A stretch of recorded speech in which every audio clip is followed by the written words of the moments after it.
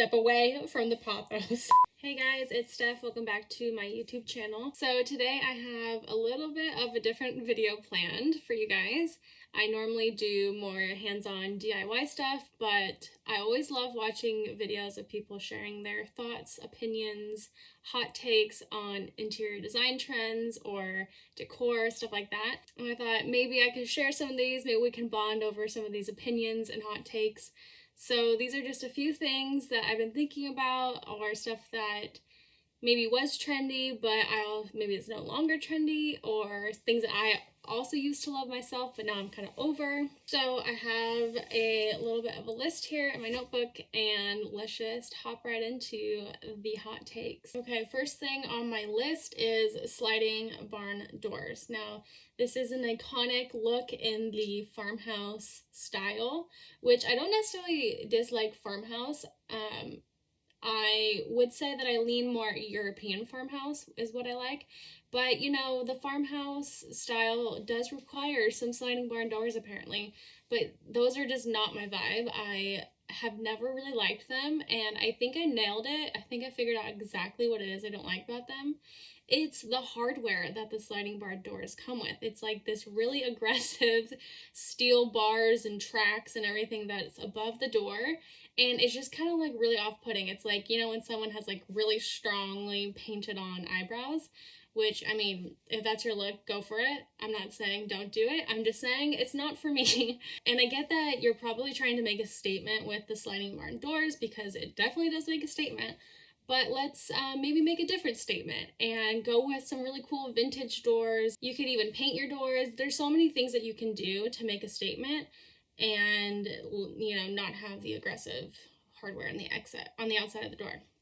Now, I will say I understand that people don't have the room to maybe swing a door, and that's why they do a sliding door instead. And in a perfect world, I would say try and get a contractor in there and do a pocket door, which it might not always work for everybody if you don't have enough space inside the wall to do that. But again, in my perfect world, we would have pocket doors, and they would be amazing with all the details of like a Victorian door or something really cool like that. So yes, that's my opinion on sliding barn doors.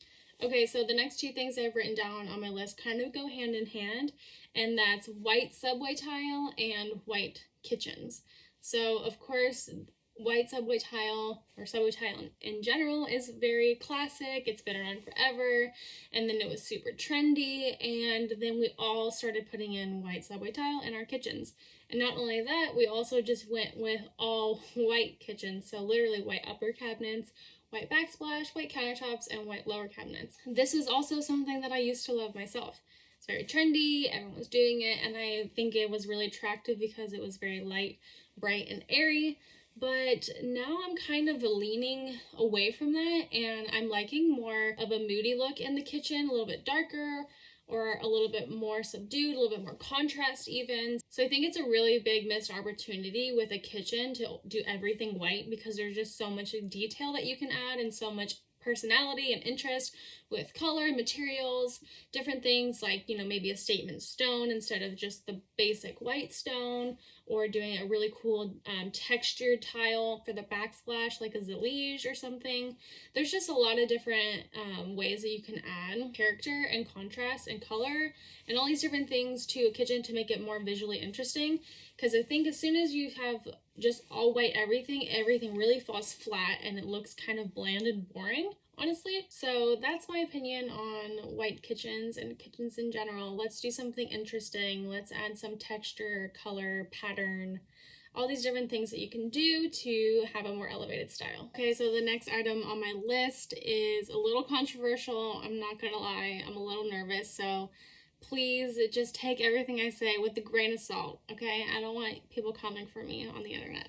Here we go. I'm gonna say it anyway. I'm gonna put myself out there. And the next thing is that I'm not really into houseplants anymore. And I say anymore because I used to be 100%. I had a ton of plants in my apartment. Everywhere you looked, there was a nice pothos plant, or, you know, something to add some green to the space. And oof, I don't know. I mean, of course, I literally have an olive tree right next to me, so not me being a hypocrite at all. But, and what I mean by when I say I don't like houseplants anymore is that I'm really over the jungalow effect that people are doing that I myself once did. And that's, you know, you've seen the photos. I know you've seen them. Maybe you've also done this. Maybe you're still doing this. And there's just like plants everywhere. You know, you have way more plants than you have anything else as far as decor goes. And I just think it's like, oh, too much. There's too many plants. Maybe you have better oxygen in your apartment. That's fine. So rather than putting a ton of plants everywhere, and I literally have an olive tree here, my point to this is that just do like a statement tree maybe. Or if you have low light, instead of doing trees, you can do branches, and those look really amazing, and they still give this really dramatic effect. And they're honestly a bit more flexible because you can change them out, and they have like a shorter shelf life, so you're not married to this plant that you have to keep alive for ever and ever, and it's like been 5 years and now you don't even like the plant anymore. And it's like, you don't want to just throw away plants or whatever, so you have to pawn them off to friends. Sorry, Mom. I literally gave my mom and my brother like all my plants.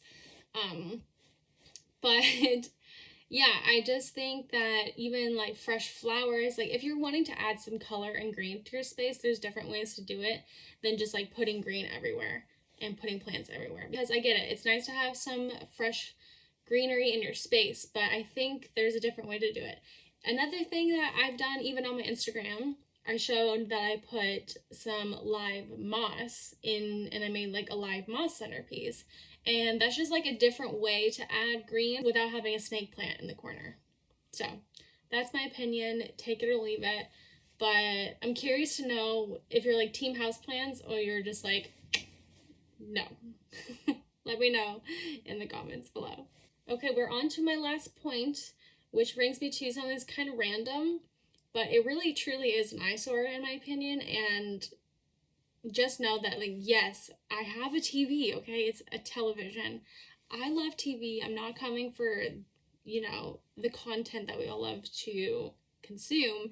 It's the actual physical item. The physical television that I don't love is just like a big black box that takes up a lot of space in the room. And of course, we have now as a society come to frame our TVs, which, okay, sure.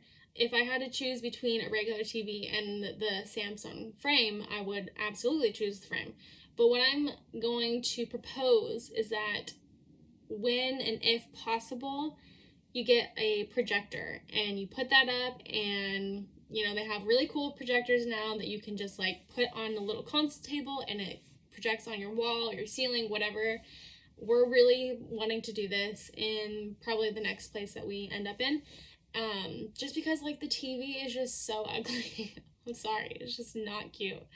And I think a lot of people would have to agree with this. Like, my dream would be to have like a separate movie room or a separate viewing room or whatever, where it's like not in the main space, and you can have like a formal living room where you can kind of make it more about relationships and talking and hanging out with your friends and family and gathering, rather than just like all staring at a screen all the time. So I get it, I have a television, sure, I'm a hypocrite, whatever, but I'm just saying here that I don't like it. Just because I have one doesn't mean that I like it, okay?